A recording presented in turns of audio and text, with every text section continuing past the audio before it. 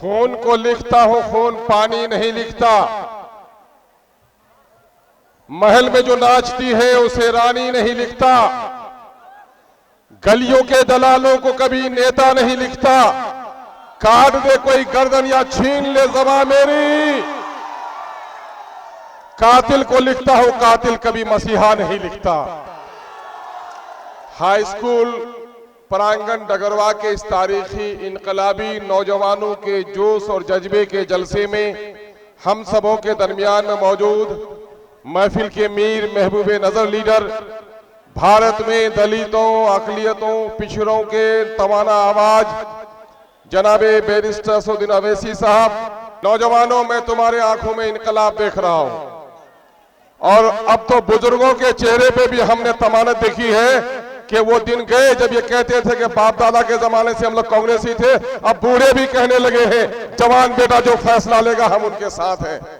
इस वक्त रास्ते की दूरी, एसएच में भीड़, कोचाधामन से लेकर रौटा से लेकर अमोर तक लोगों का एक इनकलाबी जलसा थोकों का, जिसकी वजह से आने में देर हुई, माफ करना। मैं ज्यादा देर आपके और अपने महबूब नेता के दरमियान में मखल नहीं होना चाहता। मैं एमएलए हूं, था, काम किया कोचाधामन में, किशनगंज में, अभी अमोर में कर रहा हूं, आप लोग देख रहे हो। मैं सिर्फ पुलिया सड़क की सियासत नहीं करता। इस इलाके के मसाइल हो, नौजवानों के मसाइल हो, मदरसा के असातिज़ा की तनख्वाह का मसला हो, उर्दू का मसला हो, मदरसा के असातिज़ा के रिटायरमेंट में पेंशन का मसला हो, सबकी आवाज उठा रहा हूं, आप लोग गवाह हो। इस वक्त मैं तकरीर नहीं करूंगा, 2-3 बातें पूछूंगा नौजवानों। चौराहे पे एक बच्चा खड़ा है, उम्र 10 साल 12 साल है। उससे पूछो बेटा इस गांव के मुखिया का नाम क्या है, सरपंच का नाम क्या है, बच्चा सबका नाम बता देता है। इमाम का नाम क्या है, मंदिर के पुजारी का नाम है, सबका नाम बता देता है। और उसको पूछो बेटा तुम्हारे बाप का नाम क्या है, तो बच्चा चुप हो जाता है। तो क्या जो बच्चा सबका नाम जानता अपने बाप का नाम नहीं जानता? बेटा क्या है तुम्हारे बाप का नाम नहीं बताता, तुम क्या समझोगे नौजवान? तुम कहोगे शायद इसका बाप मर गया है, कहोगे कि नहीं? कहोगे कि शायद इसका बाप बदनाम है, चोर उचक्का है, जिसका नाम लेते हुए शर्माता है। या ये भी सोच सकते हो कि शायद इसकी बदनसीब माँ ने इसका नाम नहीं बताया। ऐसा हो सकता है कि नहीं हो सकता है? अच्छा सोचो, थोड़ी देर के लिए एक जुमला सुनो। अरे डगरवा शरीफों की, संजीदा लोगों की, दीनी और अखलाकी लोगों का मरकज है, इसका ख्याल रखो। सुनो, मैं तुमसे पूछता हूं, अभी बैरिस्टर असदुद्दीन अवैसी साहब का, कुल हिंद मजलिस इत्तेहादुल मुस्लिमीन का, अख्तरुल ईमान का नाम मत लेना। मैं तुमको पूछता हूं कि किसी का पांव कट जाए तो जिंदा रहता है कि नहीं? बाजू कट जाए तो जिंदा रहता कि नहीं? तो गर्दन कट जाती है तो जिंदा रहता है? तो गर्दन कटने से क्या होती है? लाश हो जाती है। जिस तरह गर्दन कटने से कोई जिस्म लाश हो जाती है, जिस कौम का कोई लीडर नहीं वो कौम भी मुर्दा लाश की तरह है। तो तुम जिंदा रहना चाहते हो कि मुर्दा रहना चाहते हो?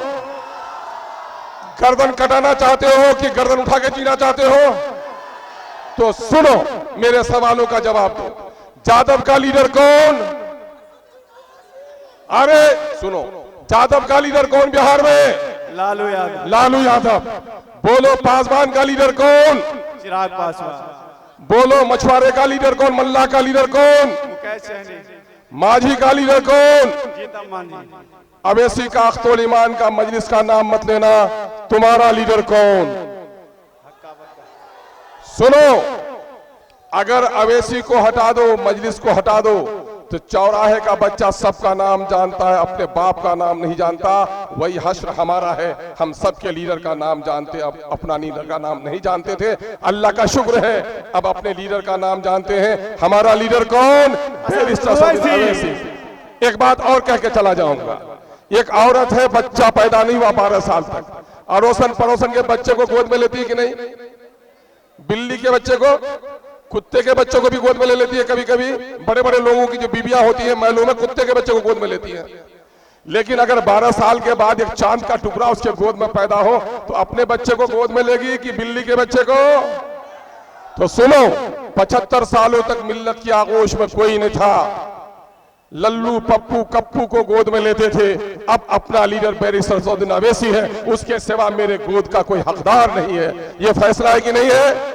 मैं अभी गया था सूरत, मैं गया था अभी मुख्तलिफ जगहों पर, शहरों में। मैं सलाम करता हूं उन परदेसी नौजवानों को जिसने बाहर कमाकर अपने बहनों की शादी, बाप के दवा का इंतजाम किया। वो आज देख रहा है कि अगर मुल्क भर में मेरी कोई आवाज बन रहा है तो बैरिस्टर असदुद्दीन अवैसी बन रहा है। सारे परदेशियों ने फैसला कर लिया है। 75 सालों तक जिनको ओढ़ दिया वो पार्टी का गुलाम बनकर रह गया, तुम्हारे मसाइल का तर्जुमान नहीं बन सका। एमआईएम तुम्हारे मसाइल का तर्जुमान है। गुलामों को चाहते हो कि अपना तर्जुमान चाहते हो? अगर अपना तर्जुमान चाहते हो, मैं तुम्हारा इम्तिहान नहीं लूंगा। मैं आऊंगा, मैं गलियों में हाजिरी देता हूं। मैं 2014 में इलेक्शन लड़ा था। मैंने देखा कि फिरका परस्त ताकतें यहां आना चाहती हैं। मैंने कुर्बानी दी थी कि नहीं दी थी? फिर भी आप लोगों ने वोट दिया था मुझे। 2019 में मेरा हक बनता था कि नहीं बनता था? लेकिन कश्ती डूब गई, चूंकि हमारे बाईसी के और डगरवा के दो साथी ने एक गाड़ी का दो बैल दो तरफ खींचने लगा, गाड़ी गड्ढे में गिर गई। अब अल्हम्दुलिल्लाह ऐसी कोई बात नहीं है। अब जो लोग हमारे मौलाना मरहूम जिनके खातिर मैंने कुर्बानी दी थी, तलाक बिल पर बोलने नहीं दिया, उनको बोलने दोगे? नहीं बोलने दोगे। अल्लामा इकबाल का एक शेर है, उठो मेरी दुनिया के गरीबों को जगा दो, काखे उमरा के दरो दीवार हिला दो। कांग्रेस के जिस खेत से मुयस्सर न हो रोटी, उस खेत के हर खोसे गंदुम को जला दो। गंदुम को जला दो। जला दोगे? जला देना है। मैं अब आपसे जुदा होना चाहता हूं और आपसे गुजारिश करना चाहता हूं, सड़क पुल पुलिया की लड़ाई लड़ेंगे, लेकिन हम अपनी क़यादत की लड़ाई लड़ेंगे। मेरी क़यादत अगर बाकी रही, आज़ादी के वक्त मदरसे और मस्जिद जलाए गए, हमने संगमरमर की मस्जिदें बना ली, लेकिन कौम की हालत बहुत ख़राब है। चूँकि हमने क़यादत की नहीं ठानी है। मंदिर मस्जिद के मीनारे कुछ दिनों के लिए रोक देंगे। हमारे मुक़द्दस इदारे हैं ये, ईमान के ठिकाने हैं ये, लेकिन हम अब सब कुछ सहेंगे। गर्दन कटाना हो तो गर्दन कटा लेंगे, लेकिन अपनी क़यादत से कुछ कम पर समझौता नहीं करेंगे। बैरिस्टर असदुद्दीन अवैसी को सुनते हो तो दिल चौड़ा होता है कि नहीं?